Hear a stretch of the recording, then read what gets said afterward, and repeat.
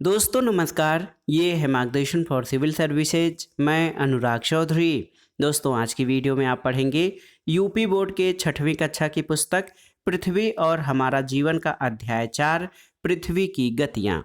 इस अध्याय में आप पृथ्वी की गतियों, दैनिक गति एवं वार्षिक गति, ऋतु परिवर्तन, संक्रांति, दिन एवं रात की अवधि तथा पृथ्वी के ताप कटिबंधों के बारे में पढ़ेंगे। अंत में हम इस अध्याय से संबंधित अभ्यास प्रश्नों को सॉल्व करेंगे जो 6ठी कक्षा के विद्यार्थियों के साथ प्रतियोगी परीक्षाओं की तैयारी करने वाले छात्रों के लिए बहुत ही उपयोगी है। तो आइए शुरू करते हैं यूपी बोर्ड के 6वीं कक्षा की भूगोल की पुस्तक पृथ्वी और हमारा जीवन का अध्याय 4 पृथ्वी की गतियाँ। दोस्तों क्या आपको मालूम है कि जिस पृथ्वी पर बैठकर आप पढ़ रहे हैं या खेल रहे हैं वह पृथ्वी लगातार घूम रही है और हमें इसका एहसास भी नहीं होता। पृथ्वी कैसे घूमती है, आइए पता करते हैं। दोस्तों हमारे सौरमंडल के 8 ग्रह हैं, आप जानते हैं, और सौरमंडल के सभी 8 ग्रह अपनी अक्ष पर लट्टू की भांति घूमते हुए अपनी अपनी कक्षा में सूर्य की परिक्रमा करते हैं। इसी प्रकार हमारी पृथ्वी भी अपनी धुरी पर घूमते हुए सूर्य के चारों ओर परिक्रमा करती है। आप भी एक लट्टू नचा कर देखिए कि वह कैसे नाचता है और अपने अनुभवों को कक्षा में साथियों के साथ चर्चा कीजिए। आइए समझने का प्रयास करते हैं कि पृथ्वी किस तरह से घूमती है। दोस्तों पृथ्वी का अपनी धुरी पर घूमना या घूर्णन पृथ्वी का परिभ्रमण कहलाता है। बहुत ही महत्वपूर्ण है। परिभ्रमण या रोटेशन किसे कहते हैं?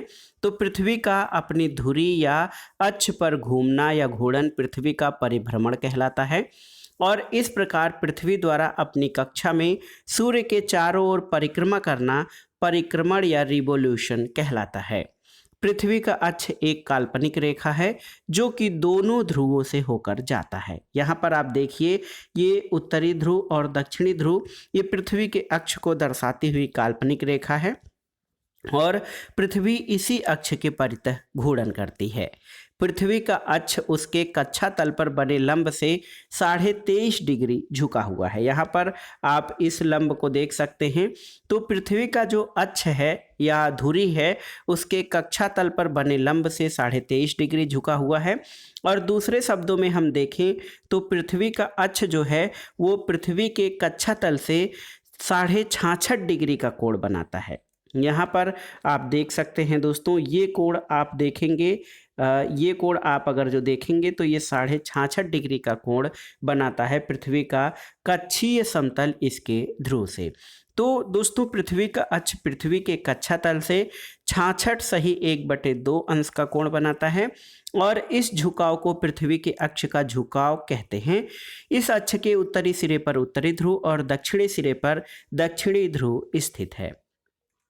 अब आइए जान लेते हैं पृथ्वी की दैनिक गति या परिभ्रमण के बारे में। और आप जानते हैं पृथ्वी का अपनी अक्ष या धुरी पर घूमना घूर्णन या पृथ्वी का परिभ्रमण कहलाता है और इसी परिभ्रमण से दिन और रात होते हैं। आप देखेंगे कि पृथ्वी पश्चिम से पूर्व दिशा में घूमते हुए 24 घंटे में एक घूर्णन पूरा करती है। घूर्णन की इस समयावधि को एक पृथ्वी दिवस या अर्थ डे कहते हैं। यह पृथ्वी की दैनिक गति है और इस गति के कारण ही दिन और रात होते हैं। सूर्य, चंद्रमा आदि आकाशीय पिंड पूर्व से पश्चिम यानी पृथ्वी के घूर्णन के विपरीत गति करते हुए दिखाई देते हैं। यहाँ पर पृथ्वी की धुरी और उसके अक्ष के घूर्णन करते हुए दिशा को दर्शाया गया है। दोस्तों अगर आप देखेंगे तो पृथ्वी सूर्य से प्रकाश और ऊष्मा प्राप्त करती है। पृथ्वी का आकार लगभग गोल है, इसलिए एक समय में इसके आधे भाग पर ही सूर्य का प्रकाश पड़ता है। सूर्य की ओर आने वाले भाग में दिन होता है और सूर्य के विपरीत वाले भाग में रात होती है। पृथ्वी यानी ग्लोब पर जो वृत्त दिन और रात को विभाजित करता है उसे प्रकाश वृत्त या प्रदीप्ति वृत्त यानी सर्किल ऑफ इल्यूमिनेशन कहते हैं। यहाँ से जब सूर्य का प्रकाश पृथ्वी पर पड़ता है तो केवल इसके आधे भाग को ही प्रकाशमान करता है, आधा भाग अंधेरे में रहता है। इसी को प्रकाश वृत्त या प्रदीप्ति वृत्त कहा जाता है। दोस्तों पृथ्वी के प्रतिरूप ग्लोब के सामने खड़े होकर उसे बाएं से दाएं घुमाएं और इस प्रकार ग्लोब पश्चिम दिशा से पूर्व दिशा की ओर गति करेगा। हमारी पृथ्वी भी इसी तरह से घूर्णन करती है। इसी कारण सूर्य, चंद्रमा आदि इसके विपरीत पूरब से पश्चिम दिशा की ओर गति करते दिखाई देते हैं। पृथ्वी के घूर्णन गति का क्या प्रभाव होता है, इसे जानना जरूरी है। दोस्तों, आप जान लीजिए कि पृथ्वी की घूर्णन गति के कारण दिन और रात होते हैं और सूर्य, चंद्रमा आदि आकाशीय पिंड जो हैं ये पूर्व दिशा से पश्चिम दिशा की ओर गति करते हुए प्रतीत होते हैं। और इसका कारण क्या है? ये पृथ्वी की घूर्णन गति का प्रभाव है। पृथ्वी की घूर्णन गति के बाद आइए पृथ्वी की वार्षिक गति या परिक्रमण के बारे में जानते हैं। दोस्तों, पृथ्वी अपनी धुरी पर घूमने के साथ साथ दीर्घवृत्ताकार कक्षा में सूर्य के चारों ओर परिक्रमा भी करती है और ये 365 सही 1/4 दिन यानी 365 दिन 6 घंटे में सूर्य की एक परिक्रमा पूरी करती है। ये पृथ्वी की परिक्रमण गति कहलाती है और परिक्रमण गति ही पृथ्वी की वार्षिक गति है, यानी पृथ्वी कितने समय में सूर्य का एक चक्कर पूरा करती है उसे पृथ्वी की वार्षिक गति या परिक्रमण गति कहते हैं। सामान्यतः एक वर्ष में 365 दिन होते हैं और प्रत्येक वर्ष के अतिरिक्त 6 घंटे हर चौथे वर्ष में एक अतिरिक्त दिन यानी 24 घंटा के रूप में जोड़ दिया जाता है। इसलिए ये चौथा वर्ष 366 दिन का होता है, जिसे अधिवर्ष या लीप ईयर कहते हैं। और अधिवर्ष में फरवरी माह में 28 दिन जो होता है उसके बजाय 29 दिन का हो जाता है हर 4 साल के बाद। दोस्तों, आप जान लीजिए कि हमें कभी गर्मी लगती है, कभी जो है ठंडी लगती है। गर्मी लगती है तो कूलर और पंखे का सहारा लेना पड़ता है और कभी भीषण ठंड में आग तापनी पड़ती है। कभी दिन सुहावने होते हैं तो कभी वर्षा से बचाव के लिए छतरी का प्रयोग करना पड़ता है। ऐसा क्यों होता है, इस बारे में आइए पता करते हैं। दोस्तों, पृथ्वी जो है सूर्य के चारों ओर दीर्घवृत्ताकार यानी इलिप्टिकल पथ पर परिक्रमा करती है। आप जानते हैं पृथ्वी के अपने अक्ष पर 23.5 डिग्री झुके होने से और सूर्य के चारों ओर चक्कर लगाने के कारण ऋतु परिवर्तन होता है। सूर्य से पृथ्वी की औसत दूरी लगभग 15 करोड़ किलोमीटर है जो बदलती रहती है। और आप जान लीजिए कि 3 जनवरी को पृथ्वी सूर्य के सर्वाधिक निकट होती है। इस स्थिति को उपसौर या पेरिहीलियन कहते हैं। इसी प्रकार 4 जुलाई को पृथ्वी सूर्य से सर्वाधिक दूर होती है। इस स्थिति को अपसौर कहते हैं। दोस्तों, आपने अनुभव किया होगा कि प्रातः और सायंकाल की तुलना में दोपहर को सूर्य के प्रकाश और ऊष्मा की तीव्रता अधिक होती है। इसका कारण क्या है? इसका कारण ये है कि दोपहर में सूर्य की किरणें सीधे पड़ती हैं और प्रकाश कम क्षेत्र में फैलता है, इसलिए प्रकाश की तीव्रता अधिक होती है। यहाँ पर देखिए, सीधी सतह पर जब हम टार्च का प्रकाश डालते हैं तो ये कम क्षेत्र पर फैलता है। इसी तरह जब सूर्य की किरणें सीधी पड़ती हैं तो प्रकाश कम क्षेत्र में फैलता है, प्रकाश की तीव्रता अधिक होती है। और इसी तरह प्रातःकाल और सायंकाल में सूर्य की किरणें तिरछी पड़ती हैं और प्रकाश अधिक क्षेत्र में फैलता है, इसलिए इस समय प्रकाश की तीव्रता दोपहर की तुलना में कम होती है। तो यहाँ पर तिरछी सतह पर टार्च का प्रकाश कम तेज और अधिक क्षेत्र पर फैलता है। दोस्तों, आइए जानते हैं सूर्यातप क्या है। तो सूर्य से प्रकाश और ऊष्मा के रूप में प्राप्त ऊर्जा को सूर्यातप कहते हैं। आप जान लीजिए कि पृथ्वी के अक्ष के झुकाव वर्ष भर एक ही ओर रहता है और पृथ्वी के अक्ष के झुकाव और सूर्य के चारों ओर परिक्रमा करने के कारण ही ऋतु परिवर्तन होता है। यदि पृथ्वी अपने अक्ष पर न झुकी हो तो परिक्रमण गति के बावजूद ऋतु परिवर्तन नहीं होता और वर्ष भर दिन और रात समान अवधि के यानी 12-12 घंटे के होते। दोस्तों, एक ही दिशा में पृथ्वी के झुकाव को समझने के लिए मैदान पर एक बड़ा दीर्घवृत्त बनाइए। छड़ी में लगा हुआ एक झंडा लीजिए। दीर्घवृत्त वाली रेखा पर कहीं भी खड़े हो जाइए। वहां से दूर स्थित किसी पेड़ के सबसे ऊपरी हिस्से के किसी बिंदु को झंडे से दिखाइए। झंडे को उसी स्थिर बिंदु की तरफ रखते हुए दीर्घवृत्त पर चलिए और आप देखेंगे कि झंडा हमेशा एक ही स्थिति में झुका रहता है। ठीक इसी प्रकार पृथ्वी का अक्ष हमेशा एक ही स्थिति में झुका हुआ होता है। आइए दोस्तों, अब समझने का प्रयास करते हैं कि ऋतु परिवर्तन जो है ये किस तरह से होता है। आप जानते हैं कि पृथ्वी अपने अक्ष पर 23.5 डिग्री झुकी हुई है और इसी कारण वर्ष भर सूर्य कर्क रेखा और मकर रेखा के मध्य गति करता प्रतीत होता है। अर्थात यह वर्ष के 6 माह उत्तरी गोलार्ध में और 6 माह दक्षिणी गोलार्ध में अधिक सूर्यातप प्रदान करता है। अगले चित्र में हम देखेंगे कि 21 जून को सूर्य कर्क रेखा पर सीधे चमकता है। बहुत ही महत्वपूर्ण है। 21 जून को सूर्य जो है ये कर्क रेखा पर सीधा चमकता है। इस स्थिति को सूर्य का उत्तरायण होना या समर सोलिस्टिक या ग्रीष्म संक्रांति कहते हैं। इस समय कर्क रेखा पर सर्वाधिक सूर्यातप प्राप्त होता है। इसको हम इस चित्र के माध्यम से समझने का प्रयास करते हैं। 21 जून की स्थिति को यहाँ दर्शाया गया है। 21 जून को सूर्य जो होता है दोस्तों, आप जान लीजिए कि ये कर्क रेखा पर, यहाँ पर आप देख सकते हैं कर्क रेखा पर ये सीधे चमकता है और ये स्थिति सूर्य का उत्तरायण होना या ग्रीष्म संक्रांति कहलाती है।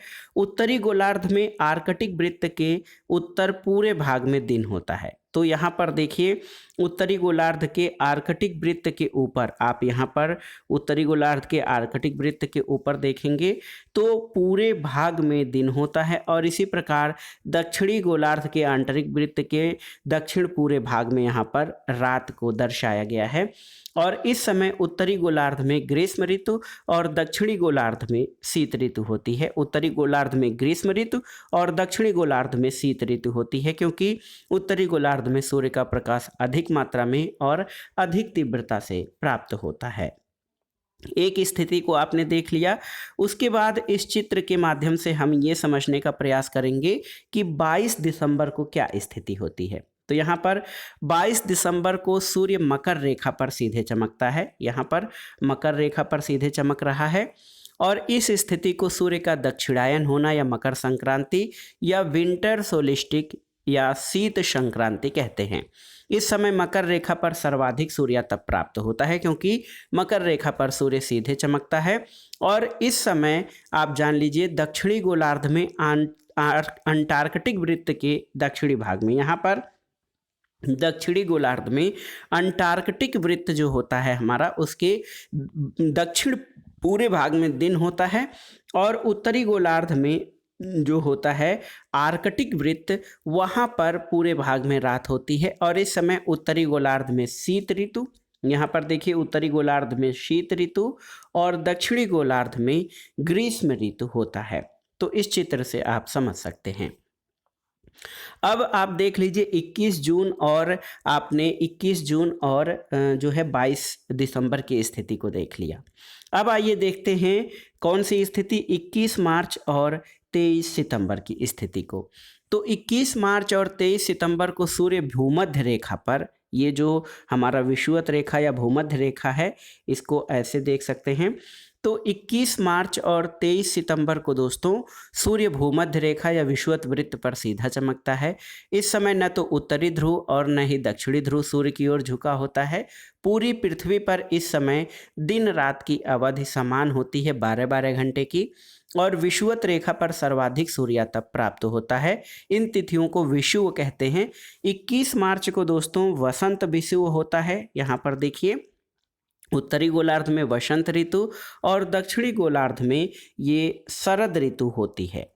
और दोस्तों आप देख सकते हैं कि उत्तरी गोलार्ध में शरद ऋतु और दक्षिणी गोलार्ध में वसंत ऋतु इस समय होती है। तो इस चित्र के माध्यम से आपने कौन कौन सी तिथियों को 21 जून और 22 दिसंबर को तथा देखिए जो है 21 मार्च और 23 सितंबर की स्थिति को देखा है। और आप जानते हैं कि परिक्रमण में सभी स्थितियों में जो अक्ष होता है अपने समानांतर होता है और उत्तरी और दक्षिणी गोलार्धों में ऋतुएं एक दूसरे के विपरीत होती हैं। और इसका कारण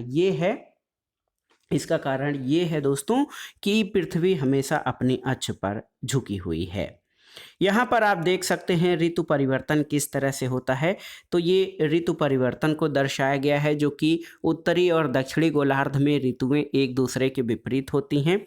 आप देख सकते हैं कि जनवरी, फरवरी और मार्च में उत्तरी गोलार्ध में वसंत ऋतु और दक्षिणी गोलार्ध में शरद ऋतु।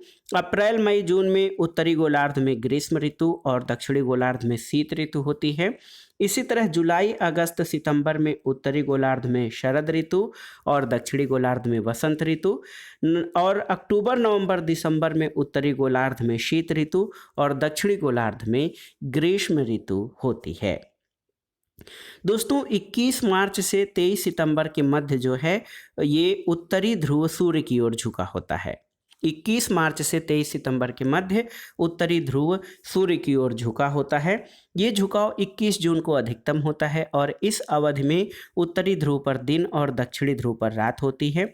इसी प्रकार अगर जो देखें 23 सितंबर से 21 मार्च के मध्य दक्षिणी ध्रुव सूर्य की ओर झुका होता है। ये झुकाव 22 दिसंबर को अधिकतम होता है। इस अवधि में दक्षिणी ध्रुव पर दिन और उत्तरी ध्रुव पर रात होती है। दिन और रात की अवधि की गणना कैसे करते हैं?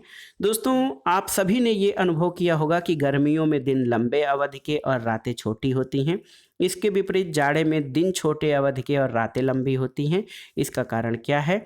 तो आप जब 21 जून की स्थिति को ग्लोब में देखेंगे तो जैसे जैसे भूमध्य रेखा से उत्तरी ध्रुव की ओर बढ़ते हैं प्रकाश वृत्त अधिक क्षेत्रफल पर फैल जाता है। इसलिए हम जैसे जैसे उत्तर की ओर बढ़ते हैं दिन की अवधि लंबी और रातें छोटे होने लगती हैं। 22 दिसंबर को इसकी स्थिति जो है इसके उलट यानी विपरीत होती है। दक्षिणी गोलार्ध में स्थितियां इसके विपरीत होती हैं। वहां 21 जून को दिन छोटी अवधि का और 22 दिसंबर को दिन लंबी अवधि का होता है। तो आप जान लीजिए कि उत्तरी गोलार्ध और दक्षिणी गोलार्ध में जो स्थिति होती है वो एक दूसरे से दिन और रात की अवधि में अंतर होता है। लास्ट में आइए देखते हैं दोस्तों पृथ्वी के ताप कटिबंधों के बारे में। तो यहाँ पर एक चित्र दर्शाया गया है जिसमें आप पृथ्वी के ताप कटिबंधों का चित्र देख सकते हैं। बहुत ही मोटा मोटा आप पहले ये समझने का प्रयास करिए कि ये पूरा हमारा पृथ्वी है। यहाँ पर उत्तरी ध्रुव और नीचे दक्षिणी ध्रुव को दर्शाया गया है। ये हमारा विषुवत वृत्त यानी 0 डिग्री अक्षांश है और 23.5 डिग्री अक्षांश यहाँ पर हमारा और ये कर्क है 23.5 डिग्री और 23.5 डिग्री ये दक्षिणी ये आप देख सकते हैं मकर रेखा है।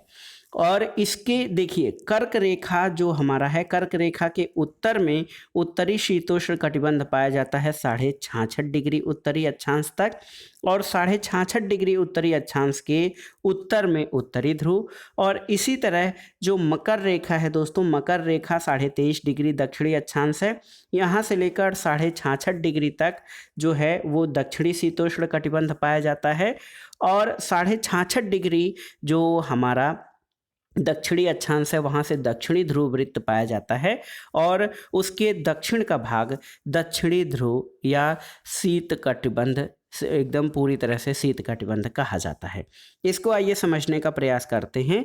तो कर्क रेखा और मकर रेखा के बीच सभी अक्षांशों पर मध्याह्न का सूर्य वर्ष में कम से कम एक बार ठीक सिर के ऊपर होता है। इसलिए यह सूर्य से सर्वाधिक सूर्य तप प्राप्त करता है। इसलिए इसे ट्रॉपिकल जोन या उष्ण कटिबंध कहते हैं। तो ये बीच का ग्रीन वाला भाग जो है ये उष्ण कटिबंध का क्षेत्र कहलाता है और ये विषुवत रेखा से कर्क रेखा उत्तर में और दक्षिण में मकर रेखा तक ये क्षेत्र सर्वाधिक सूर्य से सूर्य तप प्राप्त करता है। ये उष्ण कटिबंध कहलाता है। इसको मैं चिन्हित कर दे रहा हूँ यहाँ से यहाँ तक ये क्षेत्र उष्ण कटिबंध कहलाता है। अब देखिए कर्क रेखा के उत्तर में यानी कर्क रेखा के उत्तर और मकर रेखा के दक्षिण में मध्याह्न का सूर्य कभी भी सिर के ठीक ऊपर नहीं होता है। ध्रुवों की ओर जाने पर सूर्य की किरणों का तिरछापन बढ़ जाता है जिससे उत्तरी गोलार्ध में कर्क रेखा और आर्कटिक वृत्त और दक्षिणी गोलार्ध में मकर रेखा और अंटार्कटिक वृत्त के बीच मध्यम तापमान रहता है। इसलिए इसे शीतोष्ण कटिबंध या टेम्परेट जोन कहते हैं। इसके अलावा उत्तरी गोलार्ध में दोस्तों आप देख सकते हैं उत्तरी गोलार्ध में आर्कटिक वृत्त के उत्तर और दक्षिणी गोलार्ध में अंटार्कटिक वृत्त के दक्षिण में ये वाला हिस्सा और ये वाला हिस्सा आप इन दोनों हिस्सों को जब देखेंगे तो यहाँ कभी भी इन क्षेत्रों में बहुत ठंड होती है और यहाँ सूर्य कभी भी क्षितिज से ज़्यादा ऊपर नहीं दिखाई देता है। इसलिए इस क्षेत्र को शीत कटिबंध कहते हैं। क्षितिज या होरिजन किसे कहते हैं? होराइजन। तो दोस्तों जहाँ पृथ्वी और आकाश मिलते हुए दिखाई देते हैं उसे क्षितिज कहा जाता है। तो इस अध्याय को आपने पढ़ लिया है। जो ये अध्याय हमारा कौन सा था? पृथ्वी की गतियाँ। पृथ्वी की गतियों में आपने परिभ्रमण और परिक्रमण गति देखा। परिभ्रमण गति से दिन और रात होते हैं और परिक्रमण गति से हमारा मौसम परिवर्तन होता है। अब आइए इस अध्याय से संबंधित शब्दावली को देखते हैं। कर्क संक्रांति या उत्तर अयनांत किसे कहते हैं? दोस्तों, उत्तरी गोलार्ध के सूर्य की ओर झुके होने के कारण 21 जून को, देखिए बहुत ही महत्वपूर्ण है दोस्तों, उत्तरी गोलार्ध के सूर्य की ओर झुके होने के कारण 21 जून को इस क्षेत्र में सबसे लंबा दिन होता है, जिसके कारण इसे कर्क संक्रांति या उत्तरी अयनांत कहते हैं। मकर संक्रांति या दक्षिण अयनांत क्या है? तो 22 दिसंबर को सूर्य की किरणें मकर रेखा पर सीधी पड़ती हैं और दक्षिणी गोलार्ध में दिन लंबे होते हैं। विषुव किसे कहा जाता है? तो 21 मार्च और 23 सितंबर को सूर्य की किरणें विषुवत वृत्त पर सीधी पड़ती हैं और इस कारण आप जान लीजिए कि दिन और रात बराबर होते हैं। तो 21 मार्च और 23 सितंबर को दिन और रात 12-12 घंटे के होते हैं। अंत में आइए इस अध्याय से संबंधित अभ्यास प्रश्नों को सॉल्व करते हैं। पहला है कि पृथ्वी के परिभ्रमण और परिक्रमण में अंतर बताइए। तो पृथ्वी का अपनी धुरी पर घूमना या घूर्णन करना पृथ्वी का परिभ्रमण या रोटेशन कहलाता है और पृथ्वी द्वारा अपनी कक्षा में सूर्य के चारों ओर परिक्रमा करना परिक्रमण या रिवोल्यूशन कहलाता है। दूसरा प्रश्न है उत्तर और दक्षिण अयनांतों में अंतर बताइए। तो दोस्तों, जब उत्तरी गोलार्ध सूर्य की ओर झुका होता है तो उत्तरी ध्रुव पर 6 महीने का दिन होता है। इस स्थिति को सूर्य का उत्तरायण होना या उत्तर अयनांत कहते हैं। और इसी तरह जब दक्षिणी गोलार्ध सूर्य की ओर झुका होता है तब दक्षिणी ध्रुव पर 6 महीने का दिन होता है। इस स्थिति को सूर्य का दक्षिणायन होना या दक्षिण अयनांत कहलाता है। प्रदीप्ति वृत्त या प्रकाश वृत्त से आप क्या समझते हैं? तो दोस्तों, पृथ्वी सूर्य से प्रकाश और ऊष्मा प्राप्त करती है। पृथ्वी का आकार लगभग गोल है, इसलिए एक समय में इसके आधे भाग में ही सूर्य का प्रकाश पड़ता है। सूर्य की ओर वाले भाग में दिन होता है और सूर्य का जो भाग विपरीत में पड़ता है, पृथ्वी का जो भाग सूर्य के विपरीत पड़ता है, वहाँ पर रात होती है। और पृथ्वी पर जो वृत्त दिन और रात को विभाजित करता है उसे प्रकाश वृत्त या सर्किल ऑफ इल्यूमिनेशन कहते हैं।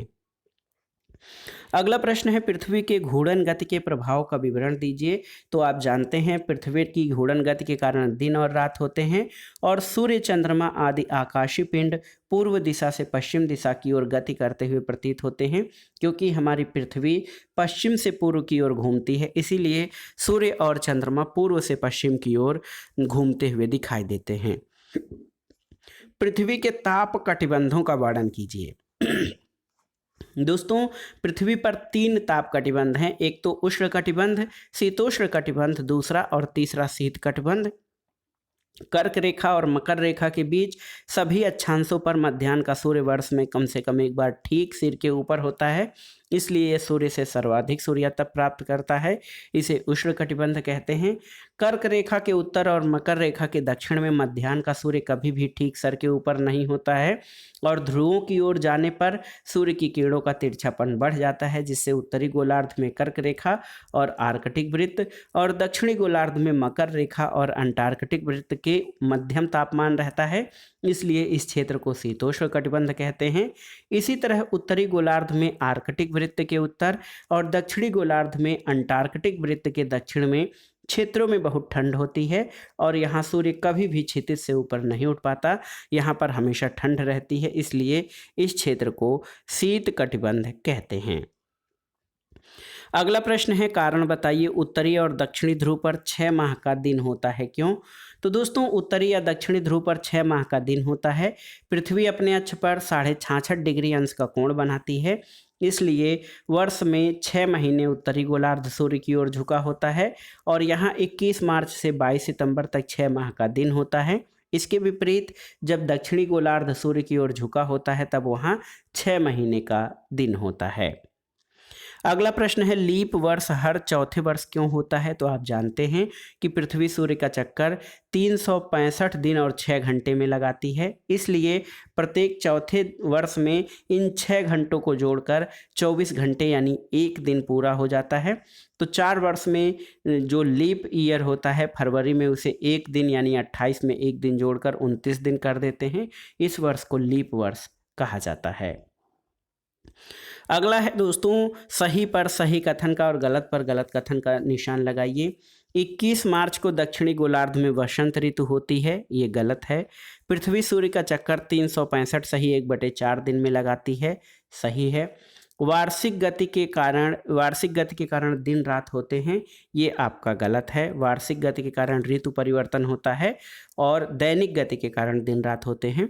पृथ्वी द्वारा सूर्य का चक्कर लगाने का पथ जो है दीर्घवृत्ताकार है, तो पृथ्वी द्वारा सूर्य का चक्कर लगाने का पथ दीर्घवृत्ताकार है, ये सही नहीं है।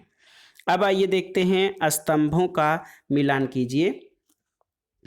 स्तंभों का मिलान कीजिए दोस्तों। यहाँ पर उपसौर की स्थिति किस तिथि को होती है, तो ये उपसौर 3 जनवरी को होता है।